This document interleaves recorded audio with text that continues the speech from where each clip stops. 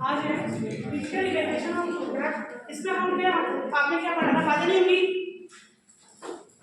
Lecture के बाद बात करना। हमने क्या पढ़ा था, एच वैल्यू ना, एच वैल्यू में हमने पूरा डिटेल बताया था, जो वो चीजें पढ़ा थे। एच वैल्यू, एक्सट्रैक्टिव वैल्यू, तीसरा क्या है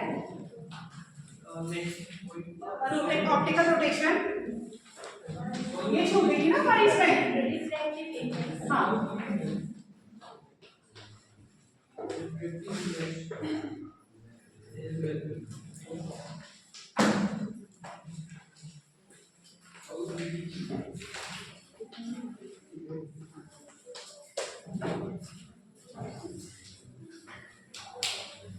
इसमें मैंने आपको एच वैल्यू बताया था क्या होता है करके, थोड़ा इसका डेफिनेशन नहीं बता पाओगे, थोड़ा नहीं बता पाओगे, थोड़ा दोबारा बता दूं इसमें। ये एच वैल्यू ना तुम्हें क्लियर नहीं होता ना, एच वैल्यू में तुम्हें बहुत ज़्यादा डिटेल में नहीं करना है, जब डिटेल में करना होगा तो मैं प्रैक्टिकल कराऊंगा, ठीक है। इसका थोड़ा ओवरव्यू बता देता हूँ। एच वैल्यू क्या होता है, किसी कोई ड्रग होती है, ठीक है, उसमें जो है अडल्ट्रेशन तो अलग अलग टाइप की होते हैं, मिलावट अलग अलग टाइप की होती है ना, तो उसमें जो है इनऑर्गेनिक अडल्ट्रेशन, फॉस्फोरस है जो इनऑर्गेनिक है, जो मिट्टी में होते हैं मिनरल वाले ना, जो प्लांट वगैरह है वो ड्रग तो कहाँ होंगे, मिट्टी में ही होंगे ना, तो उन्हीं से ही लिया जाता है ना, मिट्टी से। तो उसमें कुछ इनऑर्गेनिक सॉल्ट्स भी आ जाते हैं जो कि हमारे किस में होते हैं, सॉइल में होते हैं, आपको कल लिखा था डस्ट में होते हैं, कल पर लिखा था। तो ये सॉइल होती है, डस्ट होती है, उससे जो है मिनरल्स के जो मिनरल टाइप की अडल्ट्रेशन होती है, मिनरल टाइप की जो क्या अनवांटेड चीजें होती हैं जो कि ड्रग में नहीं होनी चाहिए, वो चीजें जो होती हैं वो ड्रग में आ जाती है, क्रूड ड्रग। तो उनको हटाने के लिए इस इनऑर्गेनिक अडल्ट्रेशन को हटाने के लिए, उसको आइडेंटिफाई करने के लिए, सबसे पहले आइडेंटिफाई करने के लिए, हटाने के लिए आइडेंटिफाई करने के लिए कि वो कितने परसेंटेज में है और क्या, और मतलब कि कितना, मतलब कि हमारा बॉडी उसको वो कर सकता है, एक्सेप्ट कर सकता है ना, तो उसको देखने के लिए क्या किया जाता है, एच वैल्यू की जाती है। दोबारा बता रही हूँ, एच वैल्यू जो है, एच वैल्यू जो है इनऑर्गेनिक इम्प्योरिटीज होती हैं जो ड्रग की, लिखिए सुनो, इनऑर्गेनिक इम्प्योरिटीज जो ड्रग में होती हैं, जैसे क्रूड ड्रग होता है, तुलसी सेना वगैरह है, उनको जो है मिट्टी से ही रख किया जाता है, तो उसमें कुछ क्या हो जाती है, इनऑर्गेनिक इम्प्योरिटीज आ जाती हैं जो कि मिनरल्स वगैरह होती है, जो मिट्टी में होती है, मिनरल्स होता है ना मिट्टी में फॉस्फोरस वगैरह, तो ये सारी चीजें जो होती हैं वो किसमें आ जाती है, क्रूड ड्रग के साथ आ जाती है, जो कि हमारी बॉडी के लिए क्या होती है, हार्मफुल होती है। अगर वो हम ड्रग ले रहे हैं, चूर्ण रूप में ले रहे हैं किसी चीज को, उसके साथ अगर हमारी बॉडी में आ जाता है तो वो हमारी बॉडी के लिए क्या होगा, हार्मफुल होगा। तो हमें उसे आइडेंटिफाई, दूर करने से पहले हमें आइडेंटिफाई करना होगा ना वो कितनी मात्रा में है कि नहीं है ना। तो उसको आइडेंटिफाई करने के लिए, इस इनऑर्गेनिक सब्सटेंसेस को, इस ऑर्गेनिक अडल्ट्रेशन को आइडेंटिफाई करने के लिए कौन सा फिजिकल इवैल्यूएशन किया जाता है, एच वैल्यू, ठीक है। तो इसके नाम में आता है क्या, एच, तो इसमें क्या है 500 से 600 डिग्री, कितना ज्यादा होता है ना, 450 500 इतने डिग्री में जो है ड्रग को क्या किया जाता है, इंसिनरेट किया जाता है। इंसिनरेट मतलब जलाया जाता है। तो इसके लिए जो है एक इंस्ट्रूमेंट का यूज किया जाता है जिसका नाम क्या है, मफल फर्नेस। आप लिख सकते हो, थोड़ा सा अगर 3 नंबर में मैंने आ जाता है इसको इतना लिख सकते हो, ठीक है। तो मफल फर्नेस जो होता है उसको जो है ये हाई टेम्परेचर पे जो है वो क्या करता है, ड्रग को एच कर देता है, जो भी ड्रग है। उसके बाद हम जो भी प्रोसीजर है वो आपको मैं लैब में करवाऊंगी तो क्लियर हो जाएगा, अभी समझाऊंगी तो क्लियर नहीं होगा, चिंता से बहुत लंबी प्रोसीजर है, ठीक है। तो इतना आपको इसका सार पता चल गया थोड़ा सा कि क्यों कर रहे हैं, क्या कर रहे हैं करके, क्लियर हुआ सब बच्चों को? आज हुआ क्लियर, परसों से ज्यादा क्लियर हुआ, परसों बहुत लेंथी। अच्छा, दूसरी चीज क्या है, क्या हो गया तुम्हारा, है, इसमें एक चीज याद करना, थोड़ा सा जो कीवर्ड है मैं आपको बता देती हूँ, इनऑर्गेनिक सॉल्ट्स, कीवर्ड बताना, इसको याद करना है कि इनऑर्गेनिक सॉल्ट्स, उसको आइडेंटिफाई करने के लिए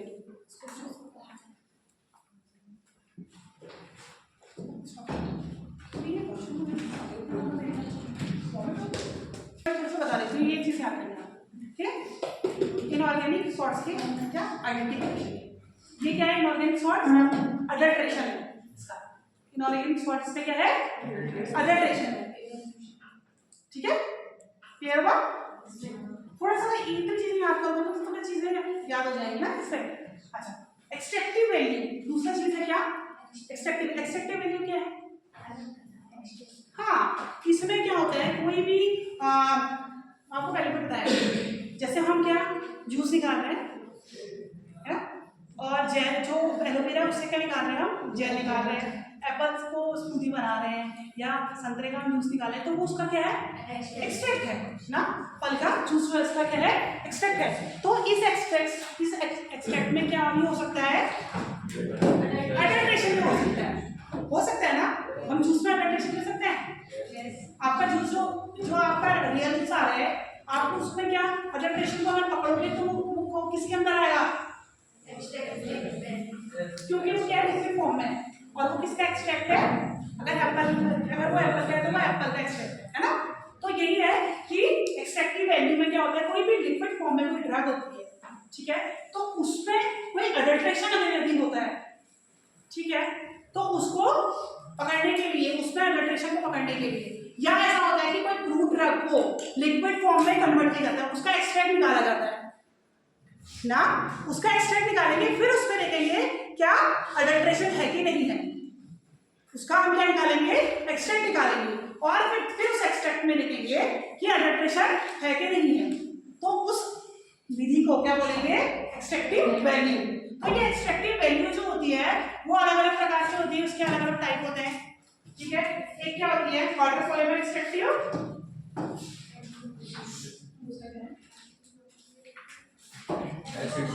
एसिड सॉल्युबल और वाटर इनसॉल्युबल है ना, तो दो प्रकार से आएंगे, वाटर इनसॉल्युबल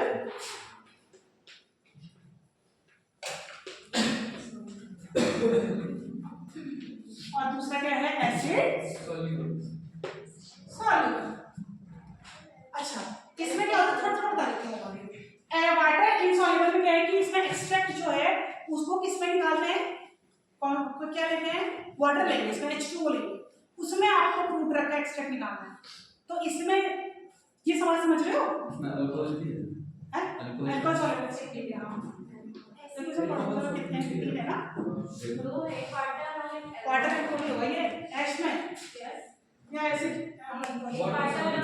एक वाटर सॉल्युबल है और दूसरा क्या है अल्कोहल, तीसरा भी है ईथर और अल्कोहल एक ही है, एक ही मतलब एक ही इसमें आ जाता है, तो एक भी होगा तो भी चलता है, ठीक है। तो क्या है वाटर इनसॉल्युबल और अल्कोहल सॉल्युबल, ईथर सॉल्युबल, ठीक है। वाटर सॉल्युबल इनसॉल्युबल में क्या है, जो ऐसे तत्व जो वाटर के साथ क्या हो रहे हैं अघुलनशील है, उनका हम निकालेंगे एक्सट्रैक्टिव वैल्यू, ठीक है।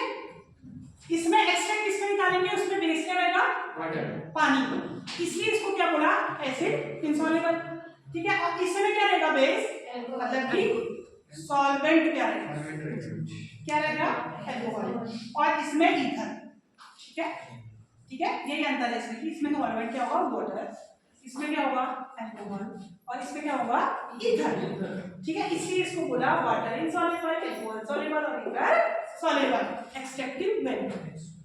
इस बात को समझे,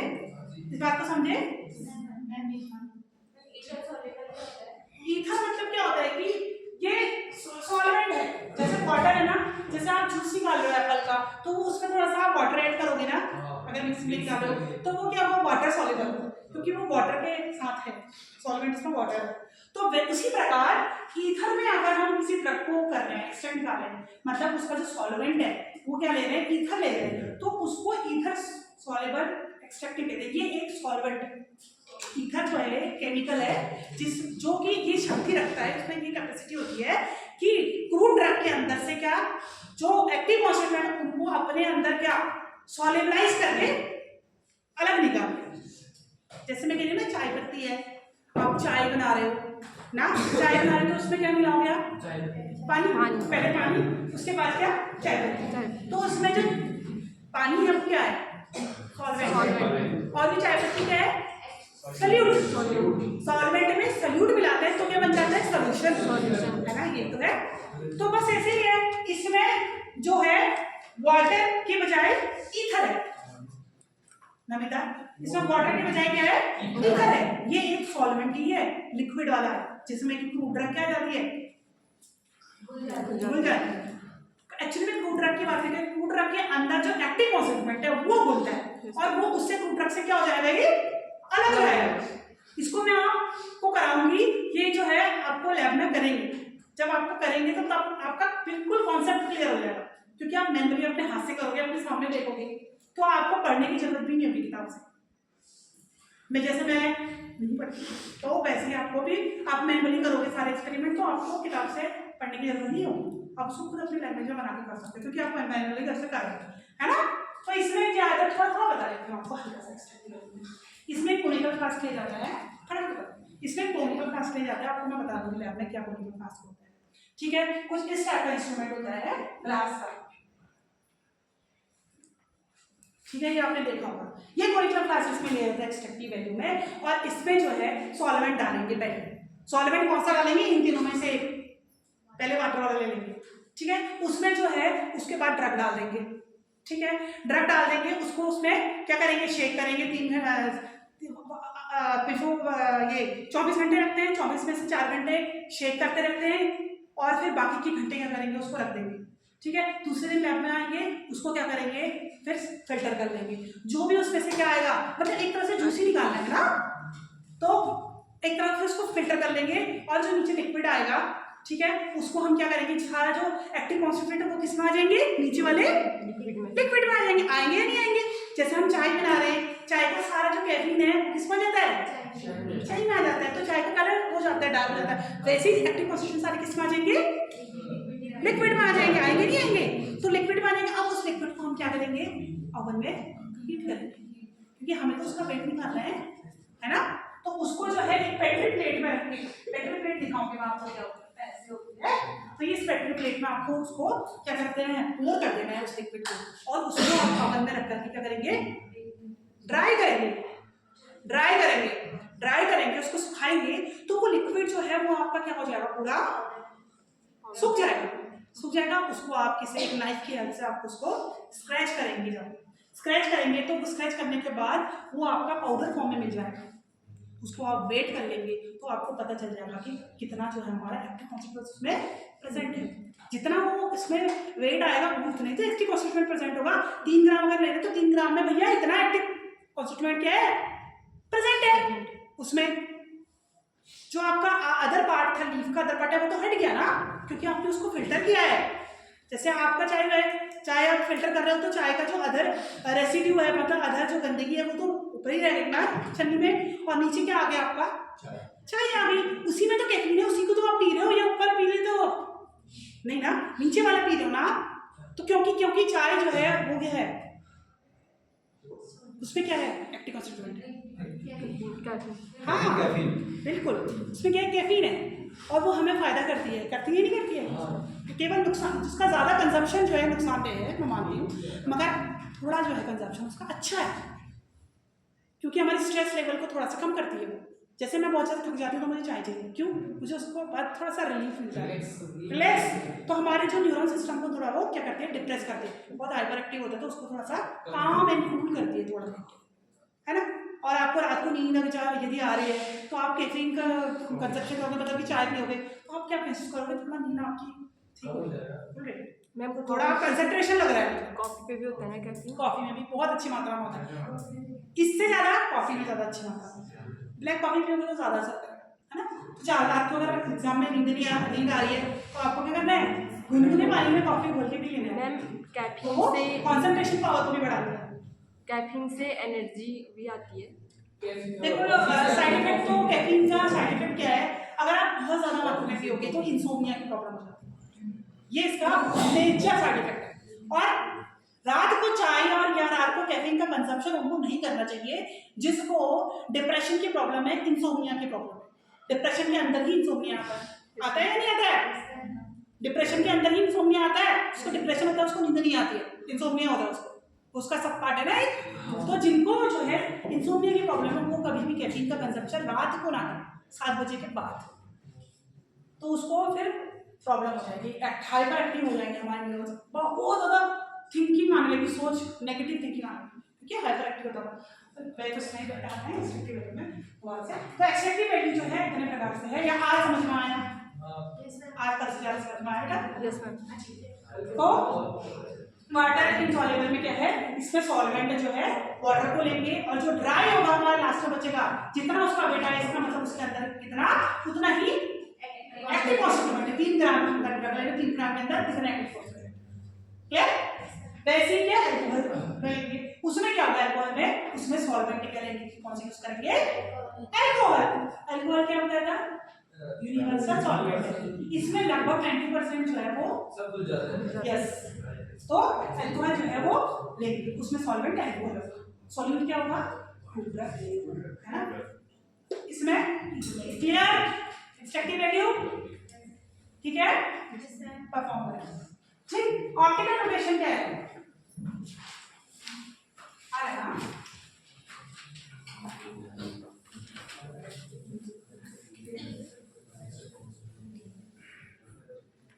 अच्छा, ऑप्टिकल रोटेशन क्या है? कोई भी क्रूड ड्रग होती है, ठीक है, कोई भी क्रूड ड्रग होती है तो उसके अंदर कोई लाइट की रेज अगर हम पास करते हैं, ठीक है, क्रूड ड्रग के अंदर लाइट की रेज, आपने फर्स्ट पढ़ा होगा, एक मीडियम से प्रकाश से, एक मीडियम से लाइट जो है वो दूसरे मीडियम, एक लाइट से, एक मीडियम से जो लाइट है वो गुजरती है और दूसरे मीडियम में जाती है तो वो थोड़ा क्या हो जाती है, अपने पार्ट से डेविएट हो जाती है, परावर्तन जी बीच में आती है, ठीक है, रिफ्रैक्टिव हो गया, अपना मार्ग बदल देगी। स्नेल लॉ, स्नेल लॉ का क्या है? वही चीज है, ठीक है, एक मीडियम से तो इसमें हम क्या कर रहे हैं, आप इसमें ग्लास ले रहे हो बट इसमें हम क्या कर रहे हैं, ड्रग ले रहे हैं, ड्रग का सोल्यूशन। तो किसी ड्रग के सोल्यूशन में अगर क्या कहते हैं कोई लाइट पास कर रहे हैं तो वो कितना डेविएट हो रही है, उस ड्रग के सोल्यूशन में क्रॉस होकर वो कितना उस मीडियम में डेविएट हो रही है। तो इसमें जो है हम क्या करते हैं, स्नेल लॉ का प्रयोग करते हैं। स्नेल लॉ क्या होता है? Sine i upon equal to sine r, sine theta i sine theta r. अगर इसको करेंगे साइन थीटा 1, इसको 1 कर दो, इसको थीटा 2 कर दो, sine theta 1 sine theta 2 is equal to r upon i. अगर इसको इधर कर दोगे तो आई अपॉन आर हो जाएगा भाई, इसको अगर इधर कर दोगे तो आई अपॉन आर होगा नहीं, तो अगर इसको आप कर दोगे तो I upon R is equal to sine theta 1 upon sine theta 2। Sine ये थोड़ा याद है, इसको और डिटेल में बताओ, ये हो गया, आपने पहले पढ़ा इससे फटाफट बता दिया। तो क्या है, इस मीडियम से सॉल्यूशन के मीडियम से अगर कोई ये पार्ट कोई ये लाइट को अगर हम वो कर रहे हैं तो वो कितने उस मीडियम में जाके कितना क्या हो रही है, डेविएट हो रही है। तो इसी को क्या कहेंगे, इसका रोटेशन। तो इसमें क्या हो गया, या तो ये यहाँ ऊपर हो जाएगी या तो ये ऐसा ही होता है, इसमें बनेंगे ट्रायंगल। तो जो ऊपर को जा रही है उसको हमेशा क्या कहेंगे, डेक्स्ट्रो रोटेटरी, याद है, और ये लीवर रोटेटरी,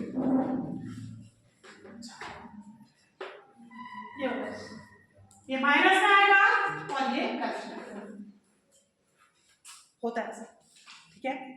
रोटेशन मतलब कि रोटेशन होता है, इसका रोटेशन हो रहा है ना, या तो ये ऊपर की ओर ऐसा होता है ना रोटेशन किसी चीज का, गोल गोल रोटेशन, एंगुलर रोटेट करती है ना, क्या बन रहा है इसके ऊपर, गोल बन रहा है, तो ये क्या रोटेट कर रहा है, तो या तो वो इस साइड जाएगी राइट, या तो ये साइड जाएगी। तो अगर ऊपर की साइड जाए तो डेक्स्ट्रो रोटेटरी, अगर ये नीचे की साइड जाए तो लीवर रोटेटरी, ऐसा बोला जाता है।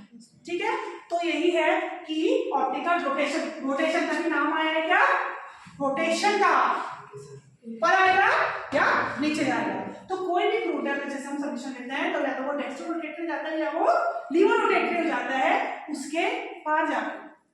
ये आया सभी बच्चों को क्लियर, आगे बढ़े, किसी को प्रॉब्लम है हाथ खड़ा करो, दोबारा बता देंगे। ये ड्रग्स को किसमें डालते हैं? सॉल्यूशन अल्कोहल सॉल्व होता है ना, तो जो भी इसका जो मतलब कि ठीक है, इसका सॉल्यूशन बना के, ठीक है, क्या ऐड क्या नहीं आएगा, कौन सा वाला ऑप्टिकल रोटेशन। देखो ऑप्टिकल मतलब क्या होता है, शीशा होता है ना, ऑप्टिकल कहते हैं ना, ऑप्टिकल लेंस होता है ना, तो क्या होता है इसमें ये और रोटेशन मतलब क्या होता है, कुछ चीज को रोटेट करना। तो क्या होता है, हमने फर्क पढ़ा थी प्रकाश चक्र में कि एक मीडियम से यदि दूसरे मीडियम में प्रकाश का ट्रैवलिंग होता है, प्रकाश जाता है, एक मीडियम से दूसरे मीडियम में अगर प्रकाश की रेज जाती है तो वो अपने पाथ से थोड़ा हट जाती है और मुड़ जाती है। क्लियर, जैसे कि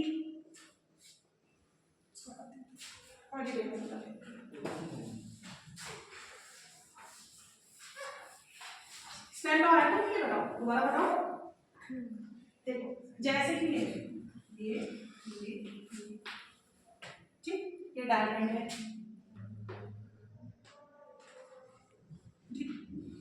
ये तुम्हारा एयर हो गई, ये वाटर हो गया, ये ग्लास है नॉर्मल, और ये क्या है डायमंड। इसकी बात करते हैं, ये मीडियम, ये जैसे क्या है किस तक का बनाएंगे, वुड है ना, वैसे इसकी बात करते हैं। ये क्या है, वाटर है, ये क्या है, ग्लास का है, ये क्या है, डायमंड। ठीक, अब इन तीनों में क्या होता है, ये आप इसको थोड़ा ऐसा कर लेंगे। अब जो है ये प्रकाश इसमें से वो कर रहे हैं, रिफ्लेक्ट कर रहे हैं, ठीक है, इसमें, तो ये कैसे प्रकाश ऐसे जाएगी, हमेशा रेस के जाती है, ऐसे जा रही, ऊपर से लैंप है, ये लैंप है, लैंप से क्या हुआ, प्रकाश का जाएगी, इधर जाएगी, यहाँ से टकराएगी, इसमें यहाँ से टकराएगी, या तो वो ऊपर की तरफ डाइवर्ट करेगी या तो वो नीचे की तरफ जाएगी। पानी में हमेशा नीचे की तरफ भी प्रकाश दिखता है ना, तो प्रकाश को कैसे जाना चाहिए था, सीधे यहाँ से आगे तो ऐसे ही तो जाना चाहिए ना बेटा, मगर ये इससे टकरा के थोड़ा सा अपने पाथ से टर्न हो जाता है, मुड़ जाता है। क्लियर, अपने पाथ से यहाँ न जाकर के कहा, यहाँ से अपने पाथ से क्या हो जा रही है, मुड़ जा रही है। क्लियर, जब वो अपने पाथ से मुड़ जाती है, इसी को ही क्या कहते हैं, रोटेशन। ऑप्टिकल इक्विवेलेंट होती है प्रकाश, ठीक, जो प्रकाश अपने पाथ से ना जाकर के क्या हो जाए, रोटेट हो जाए। तो ये रोटेशन जो है वो ऐसा इस हो सकता है और थोड़ा सा ऐसा भी तो हो सकता है ना, ऐसा भी हो सकता है और थोड़ा ऐसा भी तो हो सकता है ना, मतलब ये तो सीधा है, ऐसे थोड़ा सा ऐसा भी तो हो सकता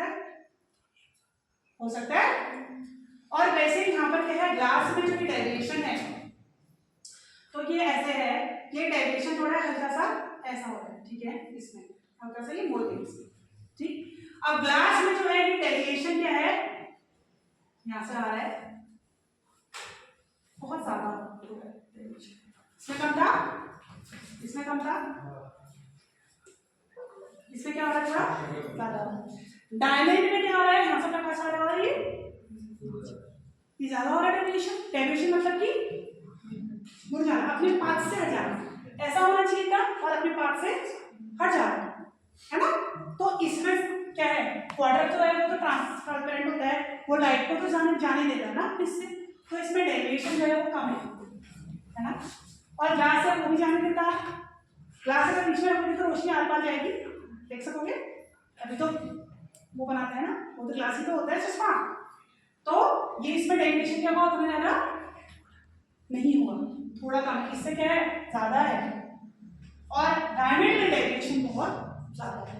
डायमंड को अगर आप आगे रखोगे तो उतने बढ़िया से रोशनी उतने ज़्यादा आप आर पार नहीं देख सकते, देख पाओगे डायमंड से आर पार बिल्कुल। तो क्योंकि डेविएशन क्या है ज़्यादा है, आपका इमेज जो है आपकी आँख के पीछे उतना क्लियर नहीं बनेगा, क्योंकि प्रकाश के अपने पाथ से क्या हो जा रही है, हट जा रही है।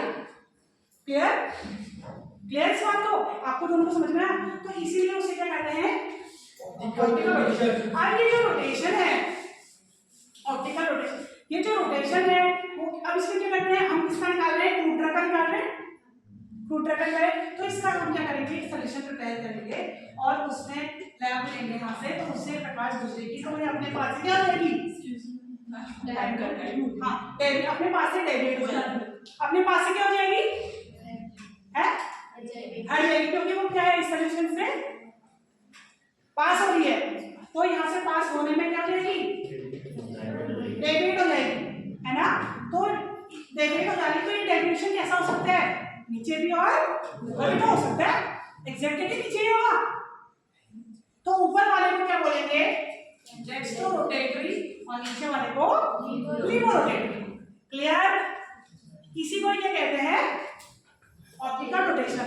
तो इससे हम क्या निकाल सकते हैं, इस ऑप्टिकल रोटेशन से क्या निकाल सकते हैं अडल्ट्रेशन भी निकाल सकते हैं, क्योंकि वो बहुत सारी तरह से उनका एक एग्जैक्ट ऑप्टिकल रोटेशन होता है, अपने एक फिक्स ऑप्टिकल रोटेशन। जैसे हम कह रहे हैं कि सेना का 4 है ऑप्टिकल रोटेशन माना, तो उसका 4 ही होना चाहिए, ठीक है समझ रहे आप। तो आपकी बुक में जो है आईपी में है और इंडियन फार्माकोपिया ब्रिटिश फार्माकोपिया उसमें दिया होता है कि हाँ इतना ही होना चाहिए।